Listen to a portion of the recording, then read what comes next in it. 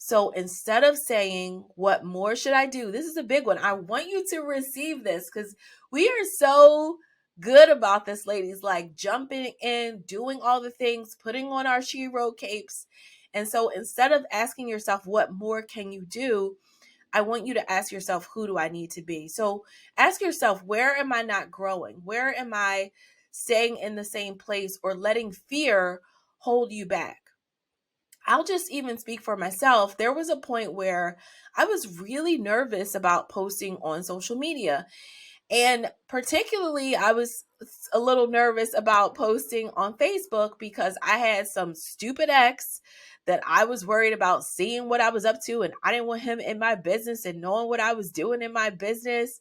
Right. And so here I am, like holding myself back from not actually being visible around my business because I had this person attached to me on a specific social media channel, and I'm blocking not only my blessings but the blessings of the people who need me to show up powerfully so that I can help and support them. I'm blocking blessings left and right because I'm worried about some ex person in my life seeing these posts and knowing what was going on with me. And ultimately I just blocked him, right? Like, I'm just like, why am I doing this to myself? Why am I holding my business back from what it can be, what it deserves to be, because of a fear of what somebody else might see or say about it? And so I'm not going to lose money over someone else that wasn't even worthy of my time in the first place.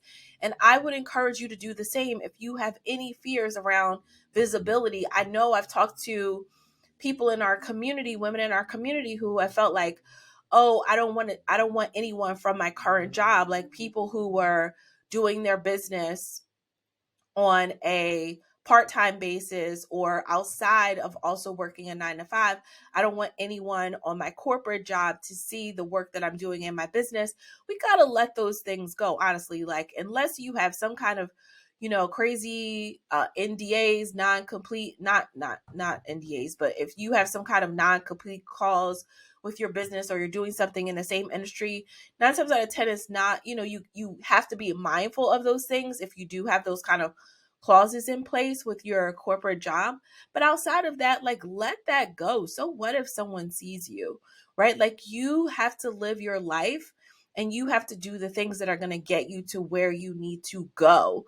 And that means really stepping into your zone of genius and showing up as who you need to be, not doing more, not wearing all the hats all the time, but who do you need to be in terms of your leadership and showing up as a leader in your business? Who do you need to be?